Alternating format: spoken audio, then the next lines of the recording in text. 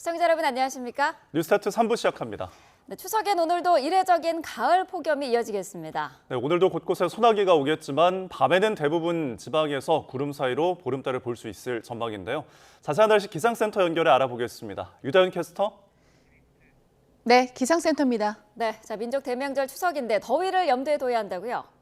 네, 그렇습니다. 여름 같은 추석입니다. 현재 폭염특보 상황부터 살펴보시면 강원도를 제외한 대부분 지방의 폭염특보가 특히 경기 일부와 충남 또 호남을 중심으로는 폭염경보가 발효 중입니다.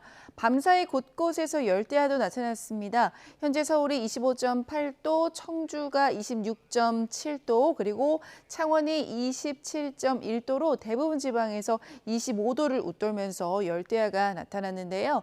낮 기온을 살펴보면 서울이 31도, 청주, 대전, 그리고 세종이 33도, 대구와 창원은 34도까지 오를 것으로 보입니다. 오늘 전국이 아침까지 또 곳곳에 안개가 짙게 끼겠습니다. 이른 아침 성묘 가는 분들은 안전운전 해주시길 바랍니다. 또 오늘도 소나기 소식이 있습니다. 오후까지 수도권과 충남, 그 밖의 지방은 밤까지 오겠는데요. 양은 5에서 60mm로 지역 간의 강우량의 편차가 클 것으로 보입니다. 다행히 밤에는 소나기가 그치면서 구름 사이로 보름달을 볼 수 있겠는데요. 서울에서는 오후 6시 17분, 대전은 오후 6시 14분, 광주는 6시 15분쯤 예상됩니다. 날씨였습니다. 네, 오늘 고속도로는 이번 연휴 기간 가운데 가장 막힐 것으로 보입니다. 네, 이번에 한국도로공사 연결해서 이 시각 고속도로 상황 알아보겠습니다. 조준 캐스터 전해주시죠. 네, 추석 당일인 오늘은 귀경 방향 정체가 극심할 것으로 보입니다. 낮 12시와 저녁 6시 사이를 피해서 이동하시는 것을 추천드리고요.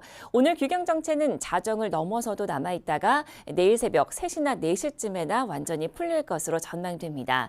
그만큼 소요 시간도 오래 필요할 텐데요. 오늘 예상되는 최대 소요 시간 보시면 부산에서 서울까지 무려 10시간 30분, 목포에서 서울까지도 9시간 50분 정도 전망됩니다. 아직까지 고속도로 상황은 많이 어렵지 않습니다. 오전 시간을 활용해서 이동하시는 게 낫겠는데요. 남부권에서는 10번 남해고속도로 순천 방향 정체가 북창원 부근에서 짧게 시작이 됐고요. 55번 중앙고속도로 춘천 방향은 칠곡에서 다부터널까지 10km 구간 막힙니다. 25번 논산 천안선은 양방향 속도 떨어집니다. 먼저 논산 쪽으로는 남풍세에서 차량터널까지 막히고요. 천안 쪽은 정안나들목에서 3km 구간 속도 떨어집니다. 아직까지 1번 경부고속도로 상황은 나쁘지 않은데요. 신탄진과 한남대교 남단 사이로는 명절 버스 전용 차로제가 오전 7시부터 다음날 새벽 1시까지 이어집니다. 참고해 주시고요. 지금은 천안 삼거리 휴게소 부근에서 부산 쪽으로 속도가 떨어지기 시작했습니다. 15번 서양고속도로는 목포 방향으로 정체입니다. 팔탄분기점과 서평택 중심으로 8km 구간 속도 내려갑니다. 모든 좌석 안전띠 잊지 마시고요. 고속도로 교통방송이었습니다. 네, 추석을 맞아 어르신들과 학생들이 모여 송편을 빚는 행사가 열렸습니다. 네, 세대 차이가 아닌 세대 교류를 위해 함께 소통하는 시간을 가졌는데요. 권준수 기자가 현장에 다녀왔습니다. 6명씩 조를 만들어 함께 앉아있는 어르신들과 앳된 고등학생들. 도란도란 얘기를 나누면서 반죽으로 송편을 만들어 봅니다. 자, 이렇게 오똑하게 해서 만들어봐. 지역 노인복지관에서 추석을 맞아 세대 교류를 위한 전통 문화 행사가 열렸습니다. 복지관을 이용하는 어르신들은 손주들을 보는 것 같은지 웃음꽃이 피었습니다. 아유, 우리 손자 손녀들 오는 것 같아가지고 기특해 죽겠어요. 이뻐 보이고 아주 야무져 보여서 제가 저 추천해서 뽑았어요. 일로 그러고. 자리를 함께한 학생들도 처음엔 어색함을 느끼는가 싶었는데 어느새 어르신들에게 애교도 피웁니다. 학교에선 쉽게 배울 수 없는 것들을 배우는 시간인지라 수업 시간처럼 집중하니 뿌듯한 마음도 그만큼 커졌습니다. 어르신들이랑 대화하면서 떡 만들어 보니까 너무너무 좋았던 것 같아요. 저는 하나 만들고 있을 때 어르신들은 막 6개 만들고 있고 그래서 되게 신기했던 것 같아요. 친할머니, 친할아버지랑 그렇게 자주 시간을 보낸 적이 없어가지고 이렇게 할머니들이랑 있으니까 뭔가 생각도 나면서 좀 보고 싶었어요. 지루할 틈도 없이 시간은 훌쩍 지나고 누가 예쁘게 송편을 만들었나 서로 비교도 해봅니다. 막상 송편 빚는 게 쉽지는 않지만 어르신들의 도움을 받아 이렇게 예쁘게 모양이 만들어졌습니다. 송편 빚기에 이어선 제기차기와 투호 등 전통놀이도 다 같이 즐깁니다. 응원과 박수가 더해지니 분위기는 더 흥겨워집니다.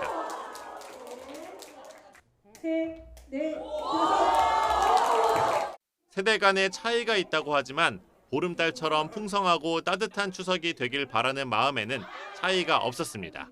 YTN 권준수입니다. 명절 음식 먹다가 기도가 막히는 사고가 해마다 발생하고 있습니다. 네, 만약 내 주변에서 이런 일이 생기면 어떻게 해야 할까요? 이명준 기자가 소개해드립니다. 대구 지산동에 있는 식당 주차장. 구토물에 기도가 막혀 숨을 제대로 못 쉬는 아이에게 경찰관이 하임리법을 처치합니다. 아이는 5분 만에 의식과 호흡을 되찾았습니다. 음식물 등에 기도가 막혔을 때 유용한 응급처치는 바로 하임리법. 응급처치를 하기 전에 의식이 없다면 심폐소생술을 실시합니다. 의식이 있고 기도가 막혔다면 하임리법을 처치합니다. 환자를 뒤에서 감싸 안아 명치 끝과 배꼽 사이를 주먹을 쥔 채 힘껏 당겨 올립니다. 2개월에서 12개월 미만의 어린 아기를 대상으로 한 하임리법은 조금 다릅니다. 아기의 등을 먼저 두드린 뒤 손가락 2개로 가슴 가운데 부분을 여러 차례 꾹꾹 눌러줍니다. 보이지 않는 이물질 제거하기 위하여 손가락을 넣지 않습니다. 그리고 환자가 의식을 잃으면 즉시 심폐소생술을 하여야 합니다. 그리고 임산부나 고도의 비만자는 가슴 밀어내기를 시행합니다. 최근 5년 동안 음식을 먹다 기도가 막혀 119 구조대가 출동한 경우는 모두 1,290건. 특히 병원 이송 환자 대부분 60살이 넘는 고령층 환자였습니다. 나이가 들수록 씹는 힘과 삼키는 힘이 떨어져 쉽게 기도가 막힐 수 있다는 얘기입니다. 기도가 막힌 뒤 4분이 넘어가면 생명이 위험해집니다. 평소 이런 응급처치법을 익혀두면 주변에서 이런 일이 생겼을 때 재빠르게 대처할 수 있습니다. YTN 이명준입니다. 한가위를 앞둔 전통시장에 6시간가량 전기 공급이 끊기면서 명절 대목을 기대했던 상인들이 그야말로 날벼락을 맞았습니다. 연휴를 맞아 바닷가에는 나들이 객들이 몰리면서 늦더위 물놀이 사고도 이어졌습니다. 김철희 기자가 보도합니다. 추석을 앞두고 활기를 띠어야 할 시장 안이 암흑천지로 변했습니다. 횟집도 떡집도 모두 어둠에 잠긴 가운데 시장 앞에선 복구 작업이 한창입니다. 경기 부천시 상동시장에 갑작스레 전기 공급이 끊긴 건 어제 오후 5시 40분쯤. 전기 수요를 시장 앞 전선이 버티지 못하고 사고가 난 거로 추정됩니다. 과부하로 인해서 전선 쪽에 이제 문제가 돼가지고 정전이 됐고요. 변압기 밑에 있는 저압 전선. 6시간쯤 지나서야 전기 공급은 완전히 정상화됐는데 상인들은 대목 앞 정전에 발을 동동 굴러야 했습니다. 저희 오늘 대목입니다. 큰 대목이고 들이 오신다는 분이 몇 분이나 계신데 그분들한테 물건을 주실지 없을지를 지금 답을 못하고 있습니다. 전력 복구가 한창이던 시각 서울 불광동에선 멧돼지 2마리가 출몰했습니다. 멧돼지에 의해 다친 사람은 없었지만 논란 주민 신고가 이어지면서 소방대원들이 늦은 밤 출동해야 했습니다. 소방 관계자는 대형견 크기로 추정되는 멧돼지들이 도망한 것으로 파악해 포획하지 않고 철수했다고 설명했습니다. 어제 오후 6시쯤에는 상주 분기점 주변을 달리던 1.5톤 트럭에서 불이 났습니다. 불이 난 것을 본 40대 운전자와 동승자가 차를 갓길에 세우고 대피해 다친 사람은 없었습니다. 운전자가 있었고, 동승자가 있었고 그렇습니다. 뭐 화재 진화됐고, 견인 조치했고. 경찰과 소방당국은 갑자기 차량이 멈췄고 차 아래에서는 불꽃이 보였다는 운전자 진술을 토대로 원인을 조사하고 있습니다.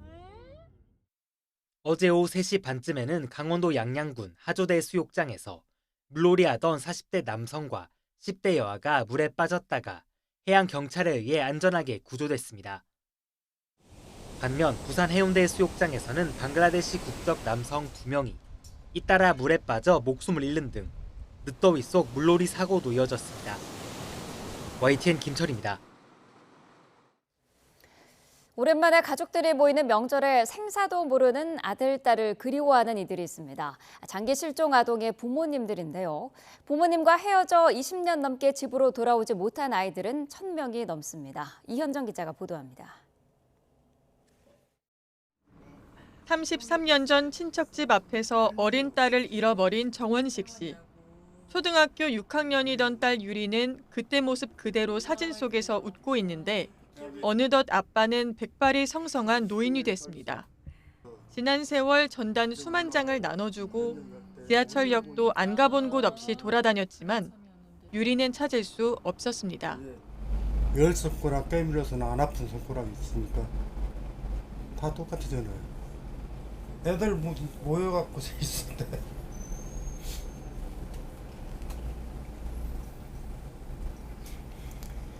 여기에 이 자식이 있으면은 얼마나 좋을까. 실종된 송혜일을 찾아주세요. 이 현수막을 주인공 송기룡 씨는 25년 동안 전국을 누비며 찾던 딸을 끝내 만나지 못한 채 지난달 26일 교통사고로 세상을 떠났습니다. 내가 얘를 찾아서 얘보다도 하루만 더 오래 살고 싶어요. 얘보다도 한 달만 해도. 이렇게 20년 넘게 가족 품으로 돌아오지 못한 장기 실종 아동은 1,044명에 달합니다.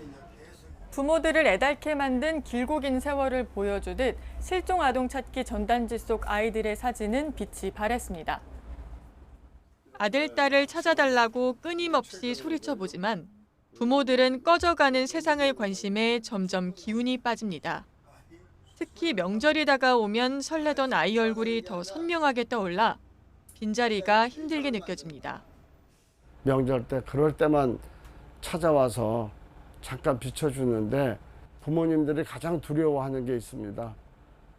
우리가 찾고 있는 아이들이 관심에서 멀어지는 게 무서운 거예요.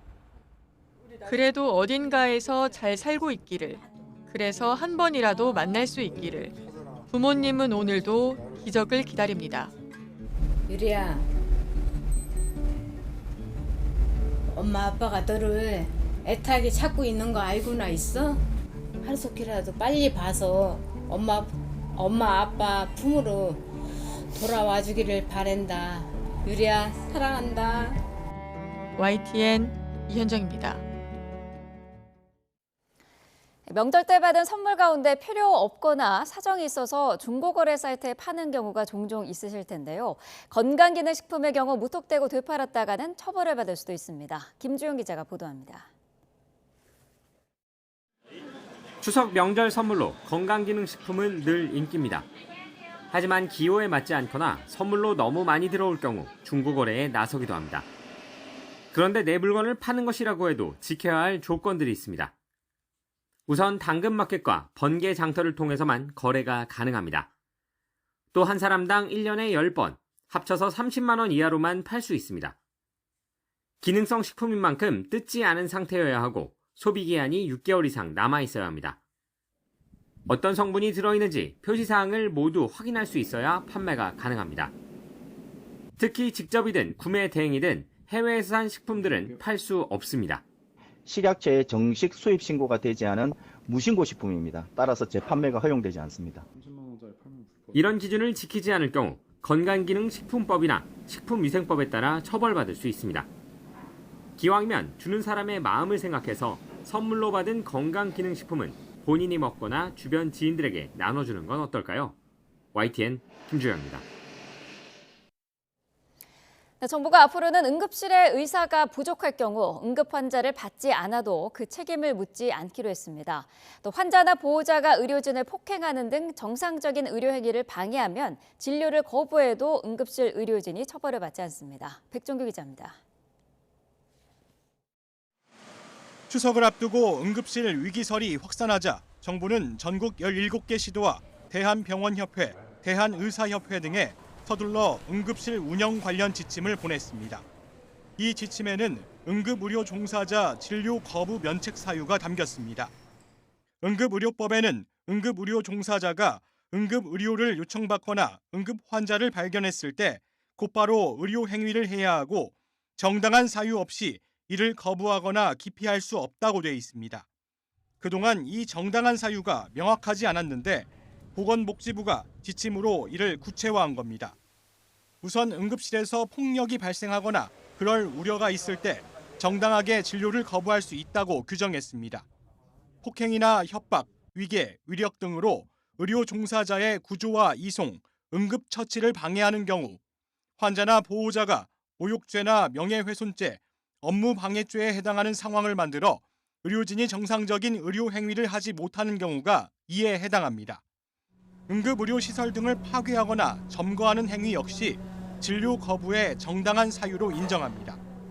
또 인력이나 시설, 장비 등이 부족해 응급의료 행위를 할 수 없거나 재난 상황 탓에 환자를 수용하지 못하는 경우도 정당한 진료 거부 사유로 판단했습니다. 이와 함께 환자나 보호자가 의료인에게 양심과 전문 지식에 반하는 치료 방법을 요구할 때도 진료를 거부할 수 있도록 했습니다. 담긴 내용들이 이전에 비해서 진일보했기는 했지만 보다 많은 좀 세부적인 내용과 구체적인 실행 방안에 대해서는 좀 더 많은 고민이 필요할 것이라고 생각을 합니다. 정부는 이 같은 내용을 구체화해 응급의료법 개정도 검토할 방침입니다.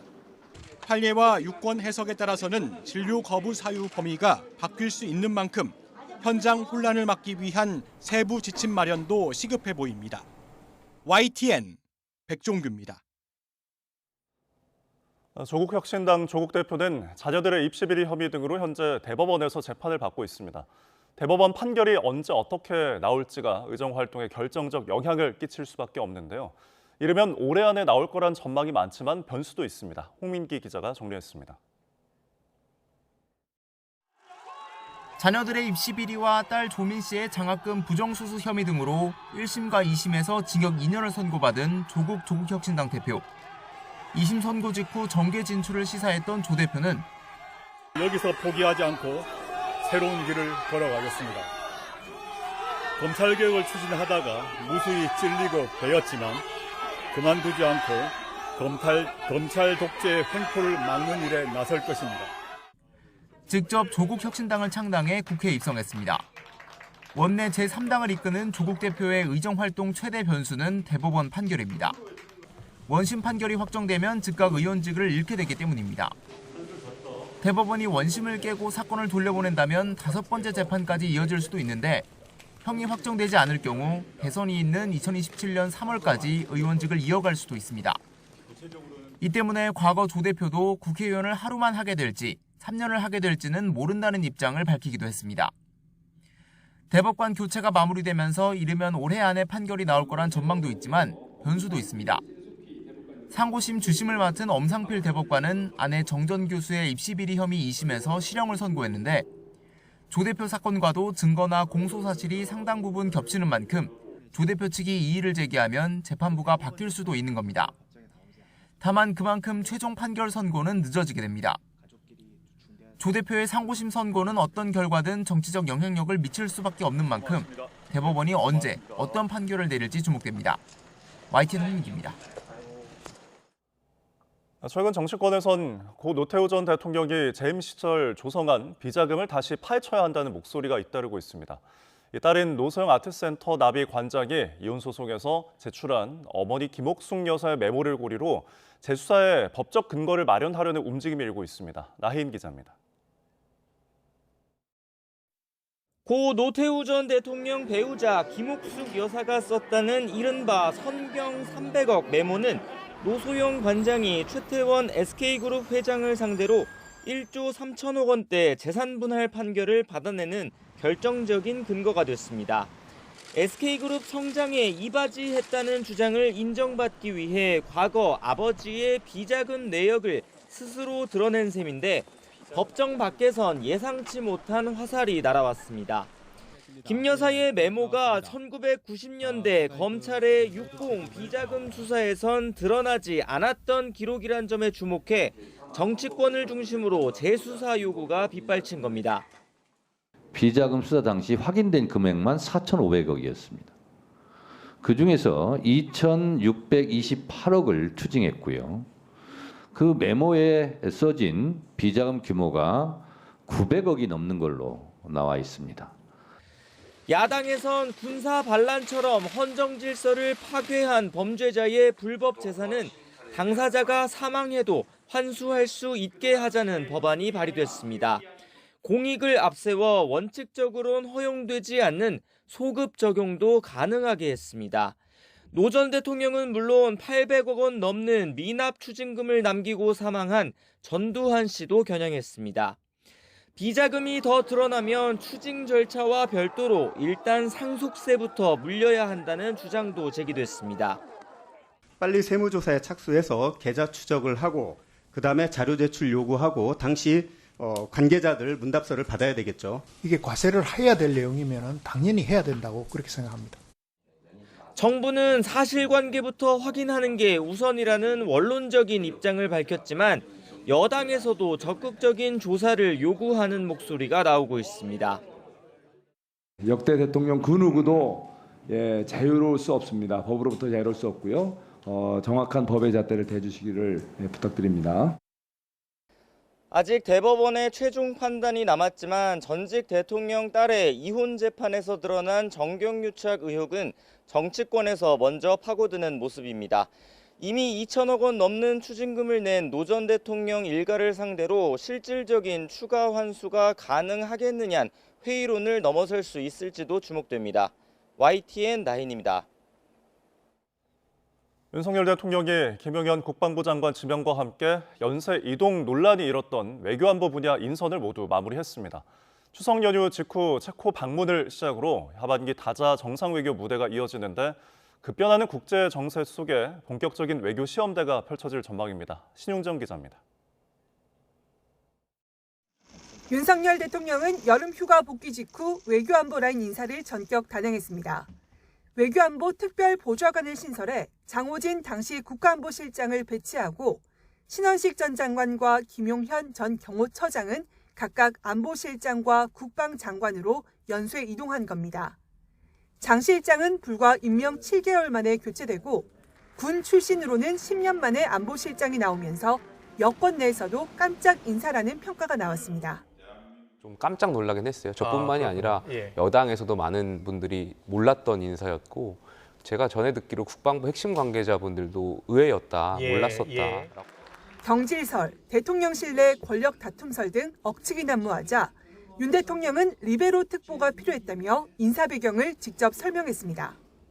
좀 리베로와 같은 좀 자유로운 좀 위치에서 좀 해외를 자주 좀 다니면서 거기에 따라서 이렇게 연속해서 이루어진 것이라.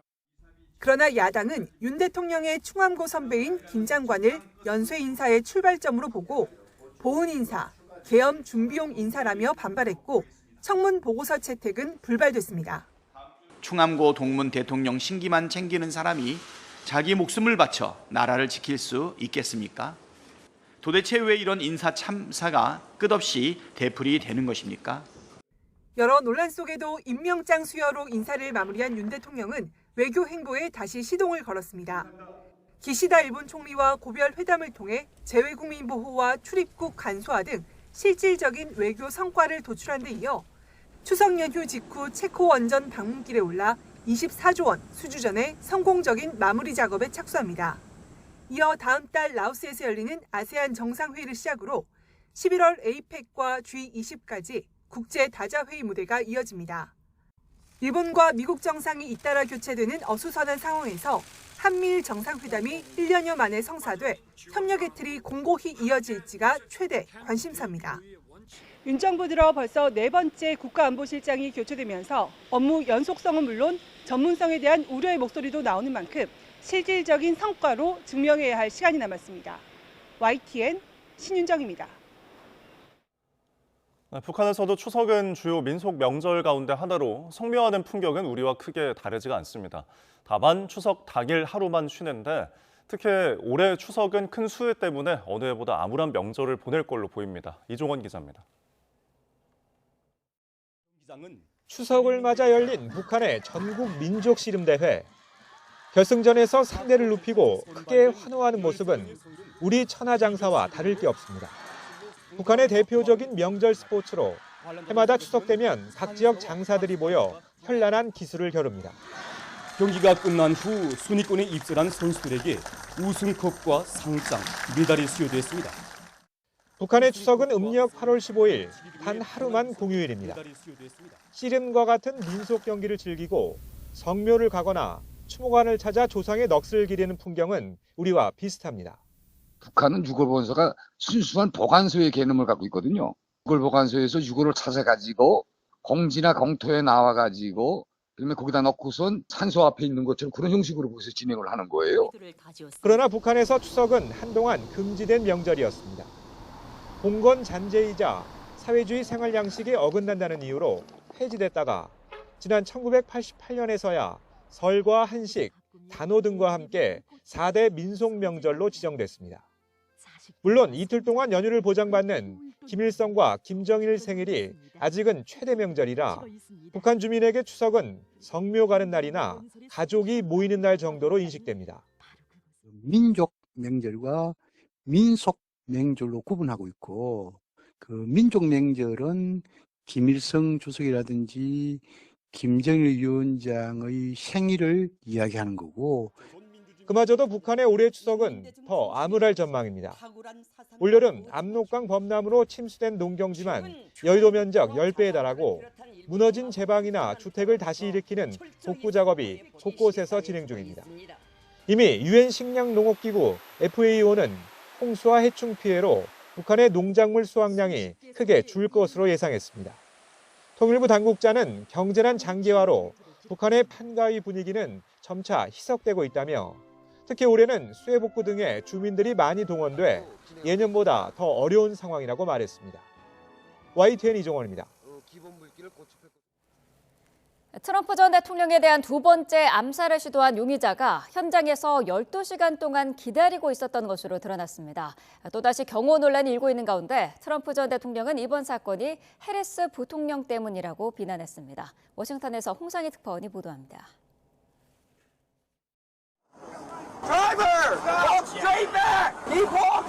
두 손을 든 채로 한 남성이 뒷걸음질을 치자 무장한 경찰들이 팔을 낚아채 신병을 확보합니다.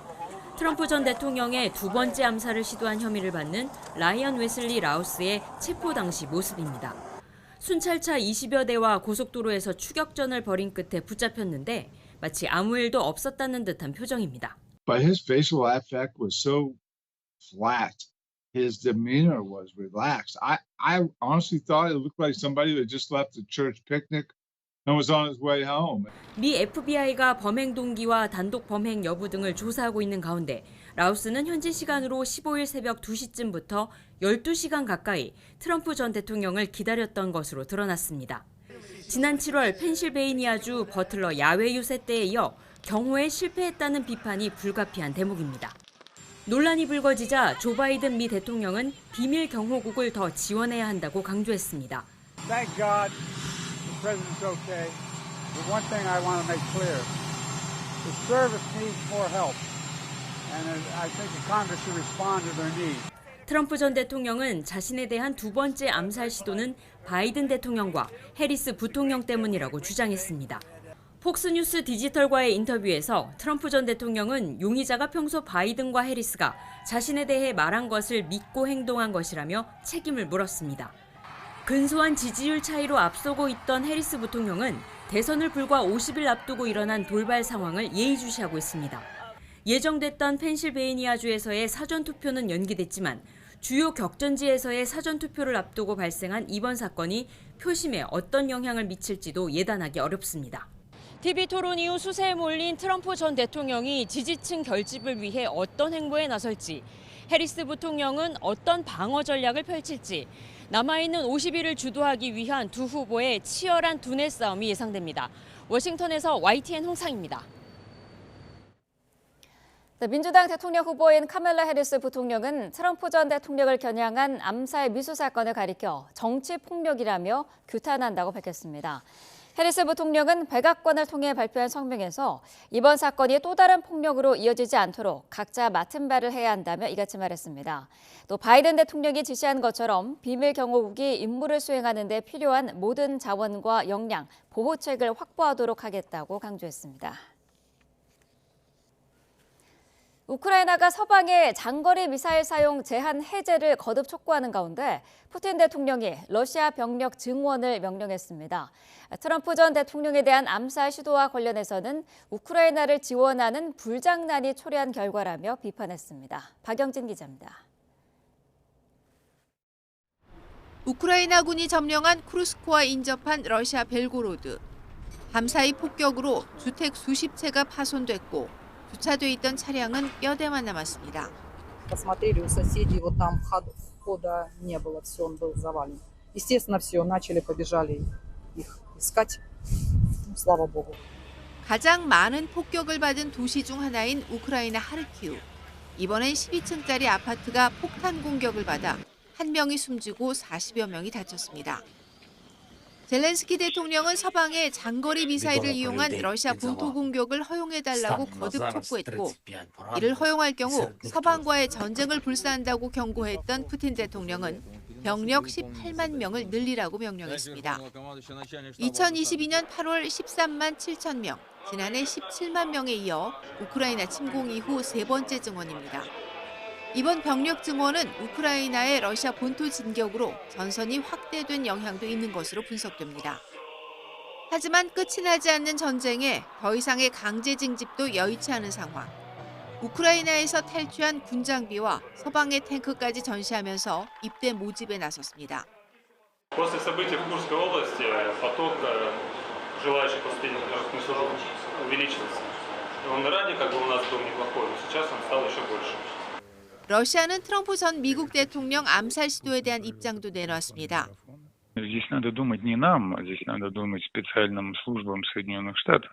В любом случае, игра с огнем, она имеет свои последствия. 암살 시도가 미국의 우크라이나 지원과 무관하지 않다는 점을 지적하며 미국을 우회적으로 비판한 것으로 풀이됩니다. YTN 박영진입니다. 미 대선 결과가 세계 경제에 미칠 파장에 전 세계가 촉각을 곤두세우고 있습니다. 우리 경제는 어떤 영향을 미칠지 최하영 기자가 따져봤습니다.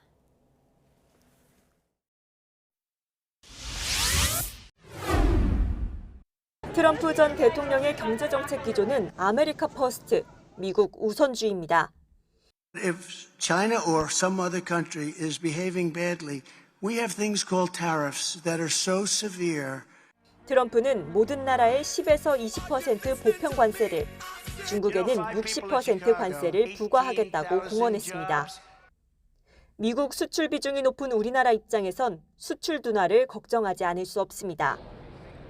게다가 전기차와 배터리, 반도체 등 미국에서 해외 기업이 받는 보조금 정책을 탐탁지 않아 하는 것도 걸리는 대목입니다. 모두 우리나라 핵심 산업인데 혜택을 약속받고 미국에 투자를 늘린 한국 기업들이 타격을 받을 수 있습니다. 해리스 부통령의 경제정책 기조는 현재 바이든 정부와 크게 다르지 않습니다. 트럼프와 달리 친환경 에너지 정책을 이어갈 것으로 보입니다. Is my values have not changed. You mentioned the Green New Deal. I have always believed, and I have worked on it, that the climate crisis is real. That it is an urgent matter. 미국에 공장을 세운 한국 전기차와 배터리 업체 입장에선 상대적으로 반가울 수밖에 없습니다. 하지만 법인세를 최대 28%까지 올리겠다는 공약은 달갑지 않습니다. 한국 기업도 세부담을 피할 수 없기 때문입니다. 이처럼 정책은 다르지만 두 사람이 외치는 공약은 기본적으로 미국의 이익을 우선시하고 있습니다. 누가 미국 대통령이 되든 긴장의 끈을 놓지 말아야 하는 이유입니다. 보호무역주의를 넘을 수 있는 우리 자체의 경쟁력도 키우고 또 앞으로 향후 이제 미국과 적극적인 협조를 통해서 우리 소위 말하는 이 자유민주주의 시장 경제 가지고 있는 국가 중심으로라도 좀 더 자유로운 무역이 이루어질 수 있도록. 또 두 사람 모두 중국을 강하게 견제하는 만큼 전문가들은 공급망과 수출 다변화 전략을 마련해야 할 시점이라고 조언합니다. YTN 최하영입니다. 물가와 금융 안정을 목표로 통화 정책을 펴낸 한국은행이 최근 파격적인 정책을 잇따라 제안하고 있습니다. 돌봄 업종에 대한 최저임금 차등 적용과 대학 지역 할당제까지 그야말로 시끄러운 보고서를 내놓고 있는데요. 왜 그런지 이형원 기자가 취재했습니다. 논란의 시작은 올해 3월 내놓은 돌봄 비용 관련 보고서입니다. 고령화와 저출산 같은 우리 사회 고질적인 문제를 언급하며 간병과 아이 돌봄 비용을 낮춰야 한다고 제안했습니다. 그러면서 외국인 노동자 직접 고용 등 최저임금을 비껴갈 수 있는 방식까지 제시해 노동계가 반발했습니다. 돌봄 서비스 부분의 낮은 생산성을 고려할 때 이 부분에 최저임금을 다소 낮게 적용한다면 경제 전체적으로는 효율성을 개선하는. 대한민국 중앙은행인 한국은행에서 외국인 여성 돌봄 노동을 싸잡아 폄훼하는 시대착오적이며 비인권적인 보고서를 발간하고 6월에 내놓은 물가 보고서도 논쟁을 불러왔습니다. OECD 국가와 비교해 농산물 물가가 유독 높다며 수입 확대를 주장하자 농림축산식품부 장관이 직접 나서 반박했습니다. 사과처럼 전체를 수입하지 않을 경우에는 농가를 보호하는 입장에서 굉장히 좋은 정책일지 모르지만 변동성이 굉장히 커질 수 있다. 그렇기 때문에 수입의 다양화를 추진하는 게 좋지 않겠냐라는. 수입을 많이 한다고 해서 가격이 떨어진다라는 것은 큰 연관성은 없다. 아무래도 농업 분야의 특수성이 있고 지금 물가 중심으로만 단선적으로 봤기 때문에. 지난달에는 대학 입시 제도라는 가장 예민한 문제까지 건드렸습니다. 아이의 잠재력보다 부모 경제력이나 거주 지역이 서울대 진학을 좌우한다며 상위권 대학 입학 정원을 지역별 학령 인구 비율로 선발할 것을 제안했습니다. 입시 불평등이 유발하는 수도권 인구 집중과 서울 집값 상승, 저출산 같은 구조적인 사회 문제를 해결할 방안이라는 겁니다. 특정 지역 출신 학생 수가 입학 정원에도 몇 % 이상 안 되게 이런 식으로만 컨트롤하면 굉장히 현실적으로 할 수 있다. 서울대 교수님들께서 좀 합의 보셔가지고 하시면 돼요. 이렇게 한국은행이 논쟁적인 화두를 던지는 건 이창용 총재가 말한 싱크탱크 역할에 충실한 결과입니다. 실제로 이 총재는 저출생과 고령화, 소득 불평등, 교육 격차 등 구조적인 문제 앞에 한국은행의 역할을 통화정책 테두리 안에만 묶어둘 수 없다고 강조해왔습니다. 우리에게는 이미 낮게 매달린 과일은 더 이상 없는 상황이기에 높게 매달린 과일을 수확하기 위해서는 어려움이 수반된 구조개혁이 필요하다는 뜻입니다. 이런 구조개혁을 위해 이 총재가 내세운 시끄러운 한은으로 거듭나 파격적인 행보를 이어가고 있다는 평가가 나옵니다. YTN 이영원입니다. 필리핀 출신 가사관리사 시범 사업이 지난 3일 서울에서 시작됐죠. 돌봄 공백을 막기 위한 거지만 외국인 가사관리사를 도입한 오세훈 시장조차 지금 같은 조건으로는 성공할 수 없을 거라고 지적을 했는데요. 가사관리사 도입에 따른 과제는 무엇인지 김연아 기자가 정리했습니다. 맞벌이 부부 돌봄 부담을 덜기 위해 국내 처음으로 도입된 외국인 가사관리사 서비스. 하지만 최저임금 공방 속에 기대보다 높은 비용이 책정되며 초반 열기도 다소 식었습니다. 사용자도 강남 고소득 가정에 집중됐는데 비싼 만큼 보육보다 영어 조기 교육을 기대하는 엉뚱한 상황도 벌어졌습니다.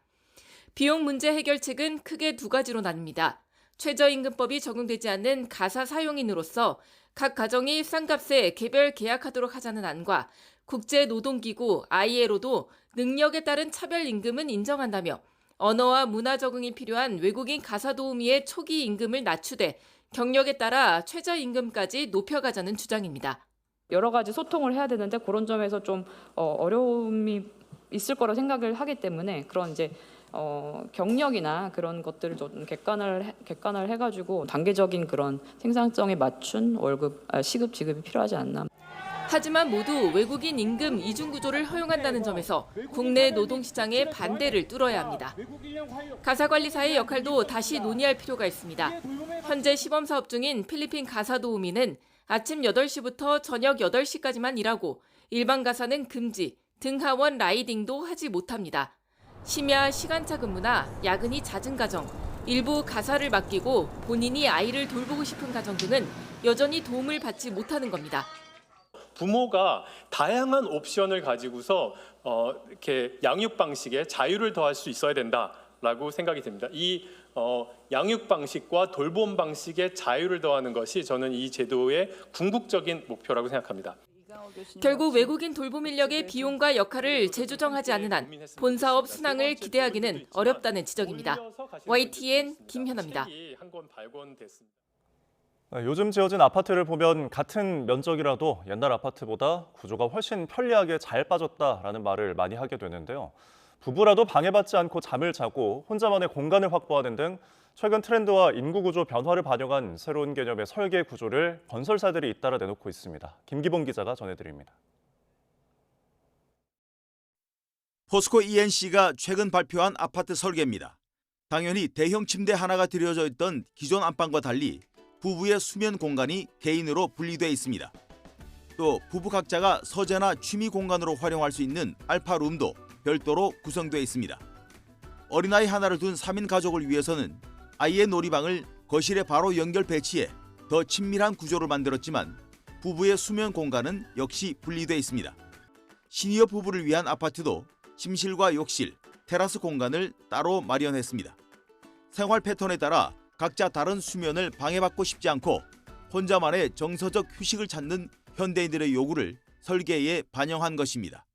1,200명을 대상으로 다양한 질문을 좀 해봤습니다. 조사 응답자의 46%가 부부가 독립 수면을 이미 하고 있는 걸로 나타났고, 가능하다면 60% 가까운 숫자가 독립 수면을 희망한다고 이렇게 나왔습니다. 필요에 따라 내부 구조를 원하는 대로 바꿀 수 있는 설계 구조도 있습니다. 삼성물산 건설은 거주자의 취향이나 필요에 따라 벽을 옮겨 집의 구조를 원하는 디자인으로 바꾸는 넥스트 홈 설계를 내놓은 상태입니다. 기술의 핵심은 하중을 지탱하는 내력벽이 따로 없어도 되는 이른바 무주 형태의 역학 구조입니다. 넥스트 라멘 구조는 당사가 독자적으로 개발한 구조입니다. 기둥들을 밖으로 배치하고 그 기둥들을 이어주는 그 볼을 저희가 특별한 볼을 개발을 했고요. 그 기둥과 기둥 사이에 슬라브들을 큰 긴 데크형으로 만든 것이 특징입니다. DLENC도 내력벽을 최소화하고 나머지 구조를 변형 가능하도록 한 형태의 아파트를 가평과 동탄, 거제에 시공했습니다. HD 현대건설은 버튼만 누르면 거실의 벽이 이동하고 벽에 매립되어 있던 책상과 침대가 나오는 트랜스포밍 구조를 선보이는 등 아파트 구조와 설계에서도 치열한 아이디어 경쟁이 가열되고 있습니다. YTN 김기봉입니다. 대문어는 예로부터 동해안 지역에서 차례상에 빼놓을 수 없는 귀한 음식인데요. 하지만 개체수가 줄고 양식이 되지 않아 가격이 크게 오르고 있습니다. 최근 국내 연구진이 대문어를 200일 넘게 키우는 데 성공하면서 양식 가능성의 청신호가 켜졌습니다. 송세혁 기자입니다. 길이 4.5cm의 어린 대문어가 기어가듯 수조 바닥에서 천천히 움직입니다. 은신처가 보이자 본능적으로 재빨리 몸을 숨깁니다. 국립수산과학원이 어미 대문어가 낳은 알을 인공부화한 뒤 70여 마리를 200일 넘게 키우는 데 성공했습니다. 6년 동안 연구한 끝에 양식 기술 개발에 한 걸음 더 가까워진 겁니다. 국내에서는 아직까지 200일 이상 사육하였다는 보고는 없으며 이번 연구 결과는 어린 대문어를 생산하는 데 매우 중요한 연구 기반이 될 것으로 기대하고 있습니다. 강원과 경북 동해안에서 서식하는 냉수성인 대문어는 수명이 3, 4년으로 길이 3m, 무게 50kg 이상까지 자랍니다. 한 번에 10만 개까지 알을 낳는데 알을 낳은 뒤에는 생을 마감합니다. 하지만 남획으로 인해 최근 개체 수가 크게 줄면서 양식 기술 개발에 대한 필요성이 커졌습니다. 특히 동해안 지역에서는 대문어가 차례상에서 빠지면 안 되는 음식으로 여겨져 명절에는 킬로그램당 8만 원까지 가격이 오르기도 합니다. 문어가 잘 안 나요. 그러니까 살 사람은 이제 많지. 명절 때가 되니까 제사는 지내야 되니까 그러니까 가격이 올라가는 거죠. 어린 대문어들을 알을 낳을 수 있는 어미로 키우는 게 연구진의 최종 목표입니다. 대문어 양식이 성공하면 명절마다 치솟는 가격 부담을 덜고 고부가 가치 어종으로 지역 경제 활성화에도 도움이 될 것으로 기대됩니다. YTN 송세혁입니다. 통합의학을 배우고 체험하는 장흥국제통합의학 박람회가 한 달 앞으로 다가왔습니다. 네, 우리나라에서 처음 시작해 벌써 13번째를 맞는데요. 올해는 더 다양한 체험거리와 즐길거리가 마련됩니다. 김범환 기자가 보도합니다. 통합의학 박람회장의 체험관에 긴 줄이 이어집니다. 나이가 들면서 몸이 쑤신 이들이 물리치료 봉사를 받으려는 행렬입니다. 침을 한 7개가 8군데나 침을 찔렀다가 15분에서 20분 되니까 빼내요. 마음 좋아진 것 같네요. 기분부터. 그래갖고 등걸이에다 파스를 또 많이 붙여주네요. 올해 13회 통합의학 박람회는 규모가 지난해보다 훨씬 더 커져 모두 130여 개 기관과 단체가 참가합니다. 체험과 체질을 분석하는 시스템을 비롯한 의료기기의 시연과 약초 동산의 한약재 활용 체험 등이 마련되고 신체활동 경연대회가 열립니다. 유명 강사를 초청한 맞춤형 건강 강좌와 국제통합의학 학술대회도 마련됩니다. 앞으로 통합의학 박람회장을 꼭 방문하셔서 여러분들의 건강뿐만 아니라 생활 습관도 체득하는 그런 소중한 어떤 기회를 갖기를 진심으로 기원합니다. 100세 시대 통합의학을 주제로 건강한 삶의 새 장을 열게 될 통합의학의 메카 장흥의 박람회. 동서양과 대체의학 등 통합의학의 모든 것을 한 자리에서 볼 수 있는 장흥 통합의학 박람회는 다음 달 18일부터 닷새 동안 열립니다. YTN 김범환입니다. 네, 추석 아침 뉴스타트 마칩니다. 함께해 주신 여러분 고맙습니다.